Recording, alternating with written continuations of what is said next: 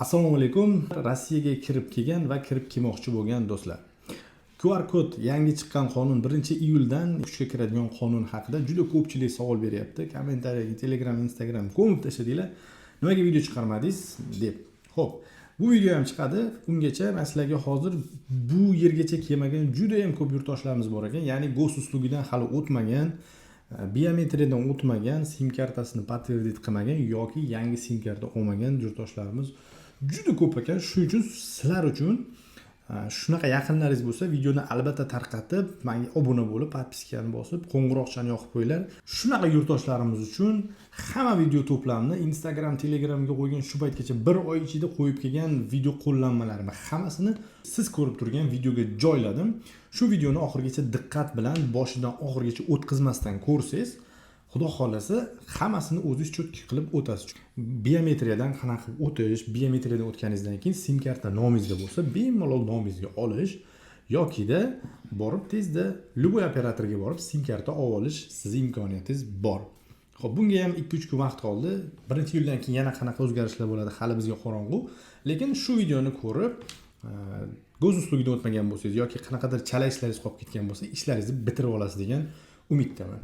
Do'stlar, videoga maksimal like bosib tarqatib, albatta oxirigacha o'tkazmasdan ko'ring. Gos uslugi ilovasini yopib, Sberbank ilovasini ochib, tepadagi poiskiga registratsiya na gos услугах deb yozamiz.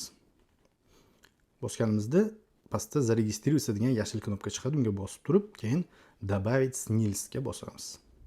Snilsiz bo'lish shart. Snils yo'qlar pensionerdan olasizlar. Tepada snilsimizni kiritamiz. Xo'p. Snils kiritganimizdan keyin продолжить tugmasini bosamiz. Ozgincha kutganimizdan keyin bizni snilsimiz mana snils добавлен qo'shildi. Endi orqaga qaytib yana zaregistrироваться tugmasiga bosamiz. Keyin добавить почту. Elektron pochta qo'shishimiz kerak. Tepadagi joyga bitta bosamiz va menda tayyor pochtamizni bosamiz. Bu telefonda Gmail orqali o'tamiz, chunki pochtasi faqat Gmail ekan. Xo'p, bitta obnovit qilamiz. Mana Sberbank profildan keldi. U juda ham kichkina bo'ladi kod, kattalashtirib yuboramiz.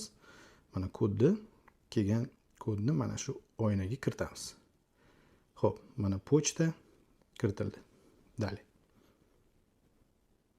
Xo'p, mana pochtamiz ham добавить bo'ldi. Endi вернуться tugmasini bosamiz. Yana zaregistratsiyaga bosamiz. Mana ikkalasi ham qo'shildi. Xudo xolasa mana endi Sberbank bilan gos uslugi ma'lumot almashyapti hozir. Sizlarni kakras daniylarni tekshiradi. Agar qanaqadir o'zgarish bo'lsa, o'tmaydi. Registratsiyangiz o'zgargan bo'lishi mumkin, adresingiz yo uyga borib kelgan bo'lishingiz mumkin. Xo'p, mana bizga 0919 raqamidan SMS keldi. Tekshirib ko'ring va da deb unga atvet qaytaring deyapti. Mana 0919 ga kiramiz. Xo'p, endi shu kelgan SMS ga da deb turib, orqasidan 24-26 ni yozib jo'natamiz. Bu sizda boshqa raqam keladi albatta. Получить bosamiz va kutamiz. Xo'p, endi Sberbank ilovasini yana qaytadan ochib turib, kod отправлен tugmasini bosib, yana ozgina kutamiz. Mana отправили заявку на проверку. Mana ko'rib turganinglardek 10 minutdan 12 soatgacha vaqt oladi. Shuning uchun darrov shoshilib, nimaga bo'lmayapti, nimaga galishga chiqmayapti deb shoshilmaymiz. 12 soatda xudo xolasa hammaligi bo'ladi. Xo'p, yana bitta tekshirib ko'ramiz. O'sha poiskga registratsiyani gos услугах deb yozib, yana bosamiz. Mana ko'rib turganinglardek отправили заявку на проверку deyapti. Xo'p, endi yana bir qator SMSlar tekshirib qo'yamiz. Agar kelgan bo'lsa, yo'q, bizga kod kelmadi. Sizga gos uslugidan sirazi kod kelishi mumkin, yangi parol, ya'ni har xil unaqa simvollardan tashkil topgan 8 xonali parol kelishi mumkin. Biz boshqacha yo'l tutamiz. Telefon raqami bilan yoki snils bilan bemalol gos uslugi ilovasini qaytadan ochib kirsak bo'ladi. Hozir biz parolimiz bilan, ya'ni telefon raqamimizni yozib, telefonimizga kod keladi, shuni orqali kiramiz. Xo'p, mana kod keldi telefonimizga. SMS ochamiz. Mana gos uslugidan bizga hech qanaqa simvolli parol kelmadi. Просто raqamli kod keldi. Buni olib gos uslugi ilovasiga kiritamiz. Xo'p, kod подтверждениyani kiritdik. Kiritganimizdan keyin Придумайте kod доступа deyapti. Parol qo'yasizlar. Просто oddiy 4 xonali tug'ilgan yilingiz bo'lishi mumkin yoki просто parol qo'yib qo'yasiz.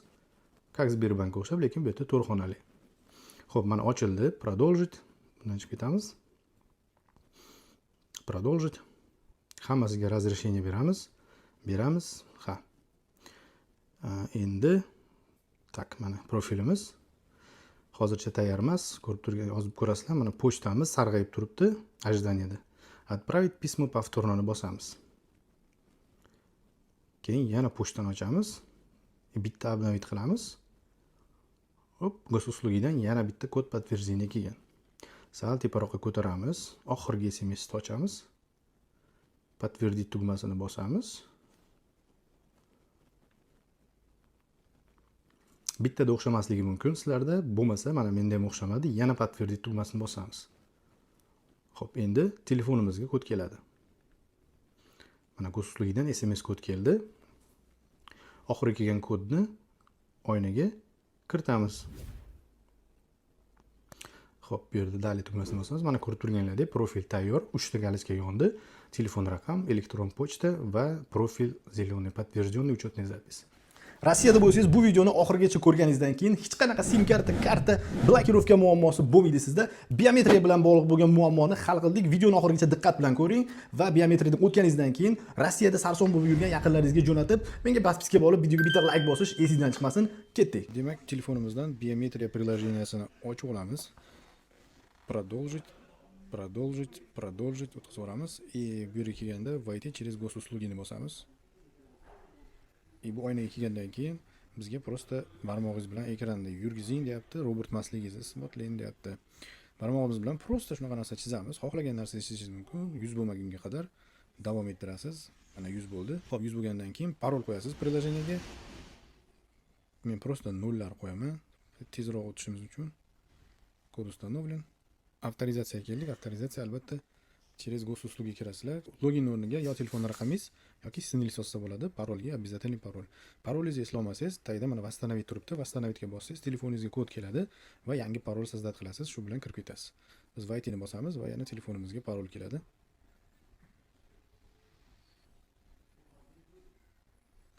Xo'p, telefonimizda разрешить so'rayapti. Разрешить bosamiz.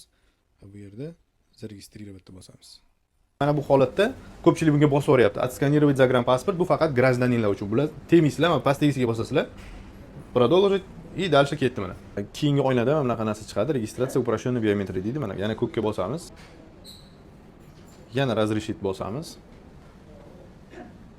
Xo'p, mana сделайте селфи deyapti. Bu yerda mana yana ko'kka bosib turib, сделать селфini bosib, telefoningiz ham qanaqa chiqadi? Bunda ham разрешить bosamiz. Yana bunaqa chiqadi. Hozir akamizni rasmga olamiz. Aka, bu yoqqa o'tingchi. Xo'p, selfie qilganingizdan keyin ekraningizda bunaqa mikrofon paydo bo'ladi. Xo'p do'stlar, demak boshladik. Bismillah. Mana bu ko'k robotchaga bosamiz.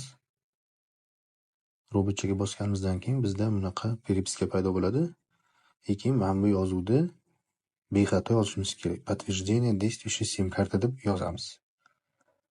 Yozgandan keyin mana bu na госуслуга degan ko'k yozuvga bosamiz. Keyin bizni yangi menyuga o'tadi. Na chatni bosamiz. Undan keyin daniylarimizni kiritganimizni подтвердить qilamiz. Hech narsa yozish shart emas. Vernani bosamiz. To'g'ri bo'lsa, yana bitta operatoriz tanlaysiz. Meniki MTS.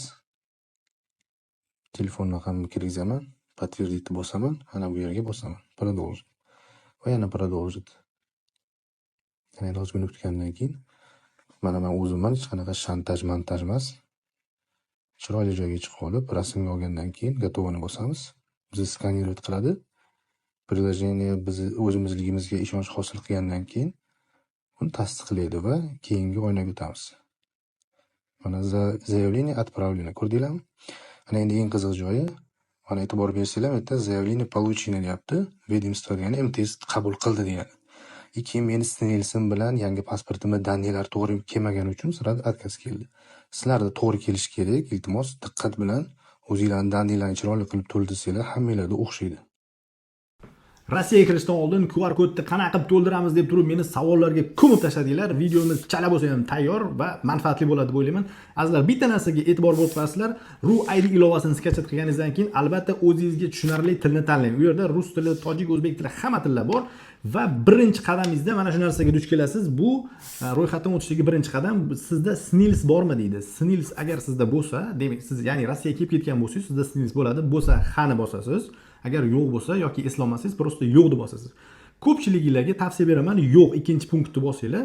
SNILSlar bo'lmasa ham yoki bosh og'riq kamroq bo'ladi, email pochtalar bo'lsa bo'ldi. Pochta bilan bemalol ro'yxatdan o'tib, oxirigacha yetib borasizlar va videoni boshlashdan oldin bitta ma'lumotni aytib o'tishim kerak. Bu hali testoviy rejimda ishlayapti. Oxiriga borganda mana bu mushukchani rasmi sizda ham chiqqan bo'lsa, ya'ni ma'lumotlar yuborib bo'lmadi degan ma'lumot chiqqan bo'lsa, demak u narsa hali testoviy rejimda ishlayapti, sizga ham hali yetib bormadi.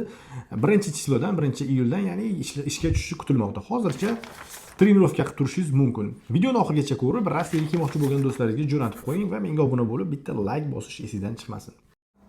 Ro'yxatdan o'tish knopkasiga bitta bosamiz. Bu oq ekranga esa prosta barmog'imiz bilan aylantirib 100 bo'lmaguncha to'xtamaymiz. Xo'p, bundan keyin SNILS oynasi chiqadi. SNILS oynasi chiqqanda diqqat bilan, ehtiyotkorlik bilan javob bering. Sizda SNILS bo'lsa bor deb tepadagisini bosasiz. SNILSingiz yo'q bo'lsa pastdagisini bosasiz. Yo'q deb bosamiz. Pasport ma'lumotlaringizni kiriting deyapti. Mana familiya, ism, barcha ma'lumotlarimizni kiritganimizdan keyin tug'ilgan sana va email pochtamizni kirgizamiz. Hamma telefonida bor, qidirsanglar chiqadi. Bo'lmasa email Yandex yoki Google dan sajdat qilsanglar bo'ladi. iPhone bo'lsa iCloudda pochta degan narsasi bo'ladi. Jinsingizni belgilaysiz va keyingi oynaga o'tasiz. Bu yerda pasport seriya raqamini yozasiz, ehtiyot bo'lasiz. Ko'pchilik fani orqasidan dalshi nomerlar deb yozib ketyapti. Uni qilmaysiz. Seriya degan joyga faqat harflarini, raqam degan joyga esa raqamlarni yozasiz. Berilgan sanani kiritasiz. Berilgan sanani kiritgandan keyin pasportingizni, ya'ni zagran pasportingizni amal qilish muddatini belgilaysiz. Xo'p, bundan keyin hujjat berilgan mamlakat deganda O'zbekistonni tanlaymiz biz. Agar sizda Tojikiston bo'lsa Tojikiston, Qirg'iziston bo'lsa Qirg'iziston belgilaysiz.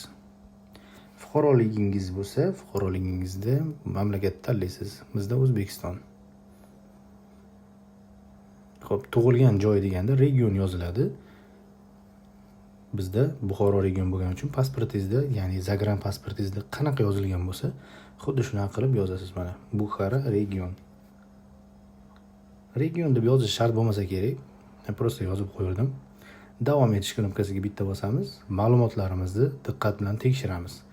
Agar hammasi to'g'ri bo'lsa, prosta hammasi to'g'ri degan knopkaga bitta bosamiz. Hozircha hech narsa bo'lmaydi. Aytganimdek, mushukchani rasmi chiqib qoladi. Mana bu koddagi yashirilgan raqamlarni bitta-bitta terib chiqamiz. Bu himoya kodi, sizni robot emasligingizni tasdiqlaydigan. Va albatta hozir mushukchaga duch kelamiz. Albatta sayt hali to'liq ishlamaydiganligi uchun shunaqa chiqyapti. Zato o'rganib olasiz degan umiddaman.